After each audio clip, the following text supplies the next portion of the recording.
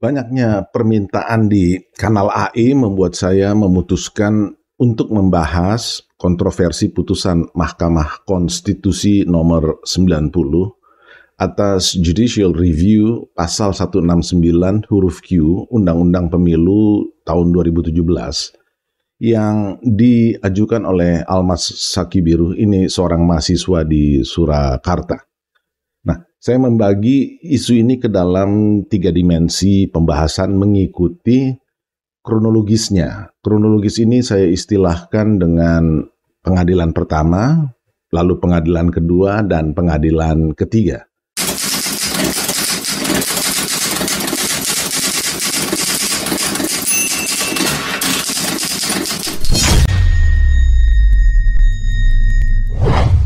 Nah, perlu saya tekankan lagi bahwa pembagian ini hanya dalam arti kronologis kejadian, bukan dalam arti proses litigasi atau peradilan seperti umum dipahami, yaitu dari misalnya tingkat pertama lalu ke tingkat banding dan kemudian ke tingkat kasasi. Secara kronologis, hari ini kita sudah melihat ada 3 jenis pengadilan terkait isu putusan MK nomor 90 ini. Yang menjadi aktor di pengadilan pertama ini adalah 9 hakim konstitusi yang jadi fokusnya adalah uji material pasal 169 huruf Q Undang-Undang Pemilu 2017 dan outputnya adalah putusan MK nomor 90 dan seterusnya itu. Nah, Anda semua sudah tahu keputusan MK nomor 90 ini konstitusionalitasnya sudah tidak bisa diperdebatkan lagi.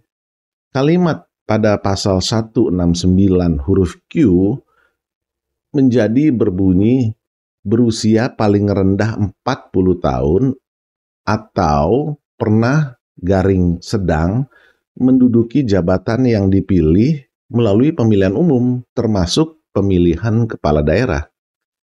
Itu konstitusional, sudah final dan mengikat. Tidak ada satu ahli hukum pun yang membantah inkonstitusionalitas rumusan ini. 3 nama besar yang kompetensi akademik dan kompetensi profesinya tidak perlu diragukan lagi, yaitu Profesor Mahfud MD, Profesor Yusril Iza Mahendra, dan Profesor Jimli Asidiki, juga sudah menyatakan bahwa putusan MK nomor 90 ini final and binding sesuai dengan ketentuan pasal 24C ayat 1 Undang-Undang Dasar 1945 yang terkait dengan kewenangan Mahkamah Konstitusi. Jadi untuk isu pengadilan pertama ini the case is closed. Putusan MK nomor 90 sudah berlaku dan sudah diterapkan. Artinya, pencawapresan Gibran Raka Buming Raka sah menurut hukum yang berlaku di wilayah NKRI. Tidak peduli saya atau Anda tidak puas, ini perintah undang-undang yang tidak bertentangan dengan konstitusi kita.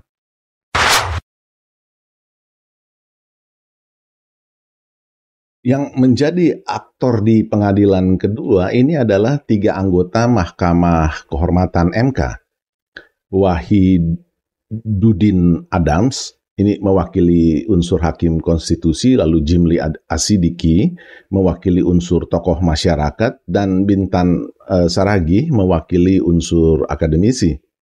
Yang jadi fokusnya adalah pelanggaran kode etik atau perilaku hakim konstitusi. Baik yang statusnya adalah hakim terlapor, jadi ada total 21 laporan yang diterima MK-MK, maupun hakim terduga melakukan pelanggaran berdasarkan temuan MK-MK melalui pemberitaan media massa dan dari masyarakat luas. Nah, kita juga sudah sama-sama tahu bahwa memang terjadi pelanggaran etik oleh 7 hakim MK di balik putusan 90 itu. Dan karena itu, MK-MK menjatuhkan sanksi berat kepada Ketua MK Anwar Usman dengan pemberhentian dari jabatannya sebagai ketua. Dan 6 hakim MK lainnya disanksi ringan. Anwar Usman juga tidak diperkenankan terlibat dalam pemeriksaan dan pengambilan keputusan terkait perselisihan di Pilpres, Pileg, dan Pilkada. Dengan keputusan MK ini, maka pengadilan kedua untuk urusan pelanggaran etika juga sudah selesai. Nah, pengadilan kedua oleh MK untuk urusan etika ini juga tidak menyatakan bahwa hasil pengadilan pertama tadi oleh MK terkait putusan 90 itu adalah sesuatu yang bertentangan dengan konstitusi. Gampangnya begini, sebagian dari hakim MK yang memutus putusan nomor 90 itu memiliki cacat formil, tetapi materi putusan nomor 90-nya itu sendiri, an-sich, tidak memiliki cacat material alias sah. Nah, metaforanya begini, seorang ibu secara medis dinyatakan abnormal, entah dari sudut mentalnya, entah dari sudut fisiknya. Tetapi bayinya secara medis dinyatakan normal sepenuhnya, tidak ada cacat mental maupun fisik. Nah, bayi yang lahir normal ini dan ibunya yang abnormal itu adalah dua entitas yang berbeda, walaupun mempunyai hubungan darah. Tidak bisa kita sembrono menyatakan karena ibunya abnormal, maka bayinya harus atau pasti abnormal juga.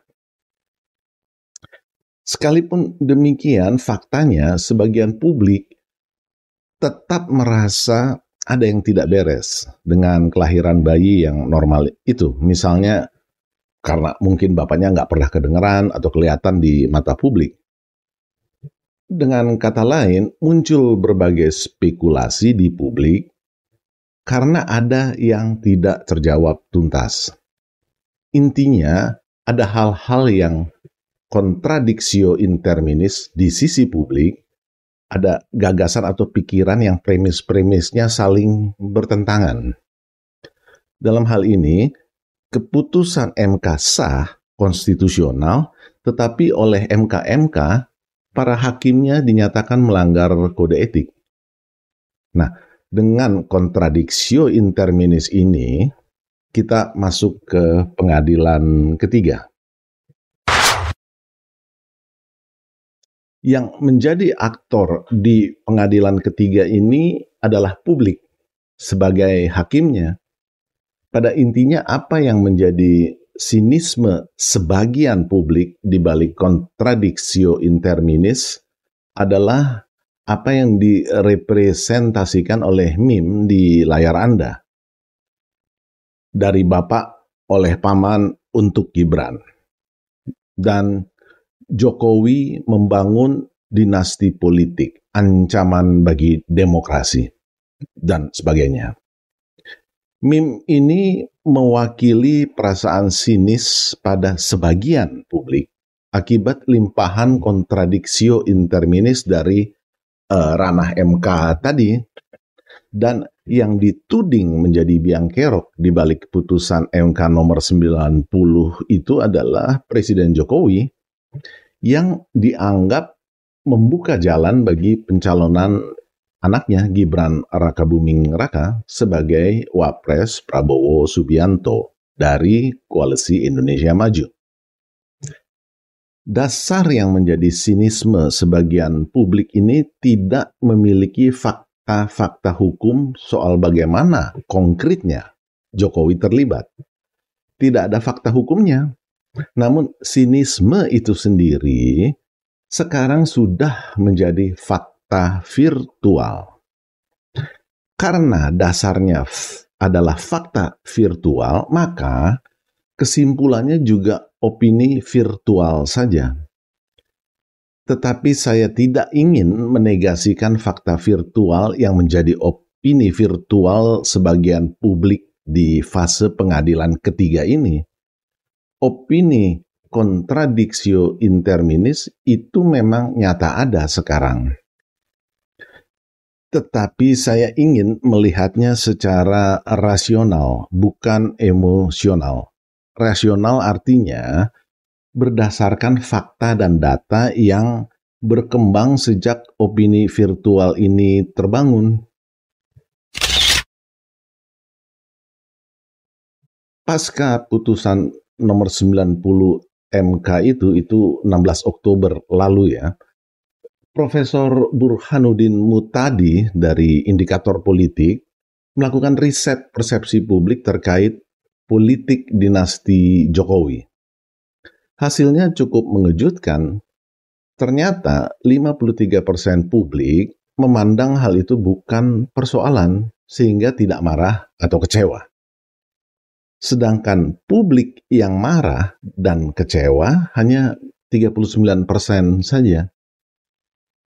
Itu soal politik dinasti Jokowi. Sekarang perhatikan riset Profesor Burhanuddin soal Presiden Jokowi 3 periode. Ini sudah 2 tahun lalu ya, 2 tahun lalu. Ternyata antara publik yang mendukung dan tidak mendukung, perbandingannya terbalik. Yaitu 55% tidak mendukung gagasan Jokowi 3 periode versus 40% yang mendukung.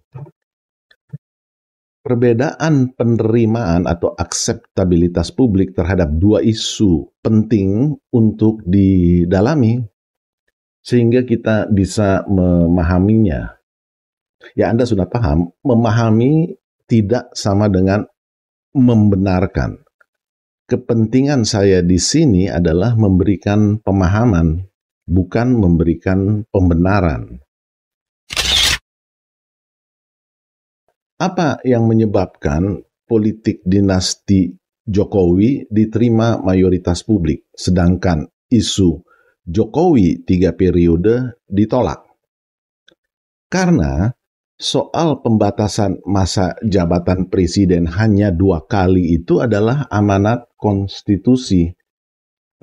Jelas tertera di dalam UUD 1945 dan publik Indonesia tidak ingin konstitusi yang merupakan kesepakatan nasional dilanggar. Secara psikososial, isu ini merupakan trauma bangsa kita atas praktek melanggengkan kekuasaan di era Orde Baru yang memang menjadi tuntutan Orde Reformasi di mana kita sekarang hidup untuk dikoreksi. Dan karena itulah dilakukan amandemen Undang-Undang Dasar 1945. Dengan kata lain, isu Jokowi 3 periode itu membangkitkan trauma bangsa kita terhadap Orde Baru yang sudah kita akhiri 25 tahun yang lalu.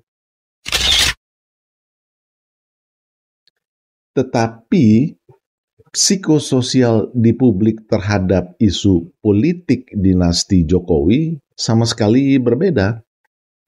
Politik dinasti adalah realitas demokrasi sehari-hari yang dialami oleh bangsa kita. We take it for granted.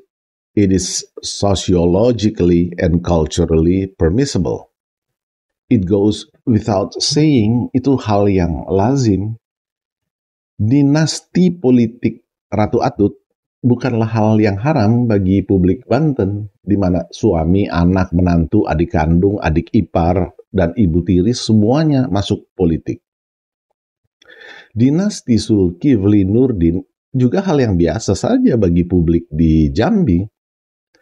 Ada juga dinasti politik Syahruddin ZP di Lampung, lalu ada keluarga Syaukani Hasan Rais di Kutai Kartanegara, ada keluarga Fuad Amin di Bangkalan, Madura, keluarga Darwan Ali di Waringin Timur, keluarga Syahrul Yassin Limpo di Sulawesi Selatan, keluarga Edelheid Sosang di Tanah Toraja.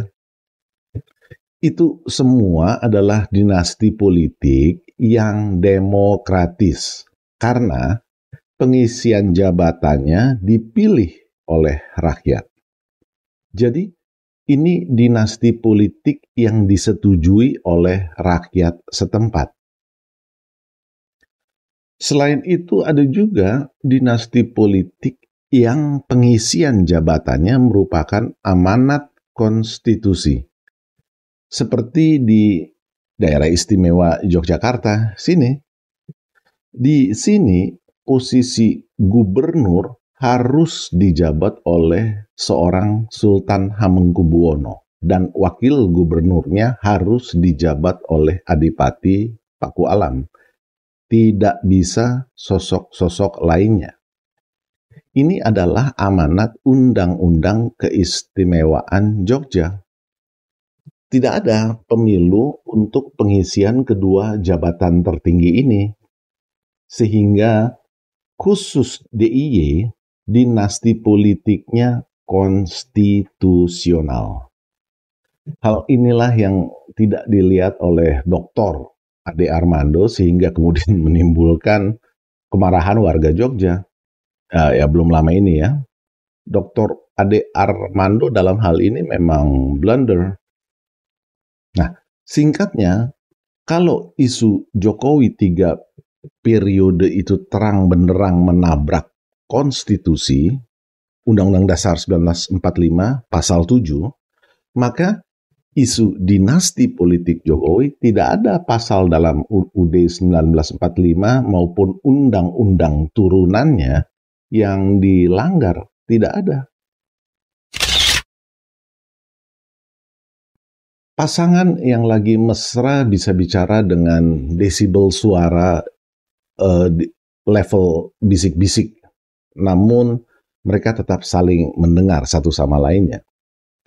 Sebaliknya, pasangan yang lagi marahan bisa bicara dengan teriak-teriak, padahal jarak kedua pasangan tadi, baik yang lagi mesra maupun yang lagi marah-marah, sama-sama cuma barangkali 50 cm, setengah meter. Yang membedakan di antara kedua pasangan ini adalah jarak psikologisnya. Jadi, orang yang sedang kecewa atau marah-marah, gaungnya selalu lebih keras daripada orang yang sedang kalem. Kelompok 212 dibandingkan populasi Indonesia yang sekitar 270 jutaan orang, itu sama sekali tidak sebanding. Bahkan jumlah mereka itu tidak sampai 0,1% dari populasi Indonesia. Tetapi karena mereka mengambil posisi politik yang marah-marah, apalagi dibungkus agama, maka gaungnya sampai ke seluruh negeri. Karena mereka tahu mereka kecil, maka selain pakai cara marah-marah tadi, mereka juga pakai cara-cara hoax dengan klaim punya 7 juta pengikut saat demo 411 dan 212 di tahun 2016. Ini untuk memberikan kesan bahwa marah-marahnya mereka mewakili jutaan massa. Angka 7 juta massa itu kan kira-kira 60% dari statistik penduduk Jakarta DKI di siang hari. Faktanya, setelah mereka diberi pelajaran di kilometer 50 tol Cikampek, ini pada 7 Desember 2020, sejak itu sampai hari ini mereka tiarap berjamaah kan. Rumah pentolan mereka di Petamburan yang diklaim untouchable ternyata dengan mudah diacak-acak oleh duet Dudung Abdurrahman dan Fadil Imron. Intinya, satu orang marah-marah gaungnya memang jauh lebih besar dari 100 orang yang kalem. Karena Presiden Jokowi yang menjadi sasaran, maka kita perlu melihat apakah ada dampak langsung pada tingkat kepuasan atau approval rate Presiden Jokowi itu sendiri. Ternyata hampir tidak ada dampaknya. Kalau Anda lihat di layar, memang sempat terjadi penurunan dari 82% ke 72%, ke 70%, tetapi pasca keputusan MK malah naik ke 73%. Jadi approval rating Presiden Jokowi masih konsisten sangat tinggi di rentang 70-75%. Ini angka yang sangat tinggi sekali lagi bagi seorang presiden yang outgoing dalam hitungan hanya kurang dari setahun lagi. Kalau di rata-rata dalam masa jabatannya sejak 2014, Presiden Jokowi itu approval ratingnya di angka 67%. Jauh lebih tinggi dibandingkan dengan beberapa presiden Amerika Serikat. Yang terakhir, Donald Trump itu misalnya hanya 40%, Barack Obama 48%, George W. Bush 34%. Selain itu, karena politik dinasti Jokowi juga dipersepsikan berada di belakang paslon Prabowo Gibran 02. Nah, mari kita periksa juga faktanya. Nah, Anda lihat di layar, data indikator politik justru konsisten bahwa yang kecewa dan marah-marah tadi hanya gaungnya saja yang besar. Yang tidak marah-marah dan terutama swing voters malah migrasi ke paslon 02 sehingga elektabilitasnya naik justru pasca Gibran diumumkan sebagai cawapres. Dari 36% naik ke 39,7% dan sekarang tembus angka psikologis hampir 46% di bulan Desember ini. Dengan angka psikologis elektabilitas yang hampir 46% ini, potensi dan probabilitas paslon 02 untuk menang satu putaran justru semakin tinggi. Artinya, mayoritas publik paham bahwa dalam politik, ungkapan etis ndasmu itu adalah realitas yang tidak bisa dihindari demi suatu kemaslahatan yang lebih besar. Karena faktanya tidak ada satupun dari 7 presiden Indonesia yang tidak terlepas dari pilihan-pilihan etis ndasmu. Presiden Soekarno jalan terus dengan nasakomnya dan mengambil posisi politik etis ndasmu terhadap mereka yang tidak setuju. Dalam alam pikirnya, Soekarno yakin nasakom adalah demi kemaslahatan bangsa Indonesia dalam konteks pada waktu itu. Untuk alasan yang sama, Presiden Soeharto juga jalan terus dengan rasionalisasi jumlah parpol menjadi hanya 3 saja dan mengambil posisi politik etis ndasmu terhadap kekuatan-kekuatan politik yang tidak setuju. Posisi politik etis ndasmu Presiden Habibie terkait referendum Timur Timur juga demi kemaslahatan bangsa Indonesia. Yang tidak setuju kita tahu tentara nasional kita dan kalangan Departemen Luar Negeri. Tapi Habibie jalan terus. Gus Dur dengan dekret presidennya untuk mengembalikan rest and order, Megawati dengan kebijakan outsourcing demi iklim investasi dan jual Indosat untuk bayar utang, SBY dengan membentuk sekretariat gabungan, ini dulu dikenal dengan Setgap singkatannya, dari parpol-parpol koalisi pendukung untuk menjaga stabilitas politik dan juga kita masih ingat bailout Bank Century demi menjaga dampak sistemiknya. Semua mereka mengambil posisi politik etik ndasmu terhadap yang marah-marah atau kecewa dalam konteks eranya masing-masing. Lalu, kenapa sekarang Presiden Jokowi harus dikecualikan dari pilihan-pilihan Machiavellian yang terpaksa mengetik ndasmukan mereka yang tidak setuju? Machiavellianisme ini mengajarkan bahwa end can justify the means. Suatu tujuan bisa menghalalkan cara-caranya, tapi ini masih koma, belum titik. Sejauh the end atau tujuannya adalah untuk kemaslahatan rakyat, bukan untuk kemudaratan. Jadi jangan sampai salah kaprah. Tidak ada satupun pemimpin politik di dunia ini yang pilihan-pilihan kebijakannya bisa 100% menyenangkan rakyatnya. Tidak ada. Sampai ketemu lagi di edisi AI selanjutnya.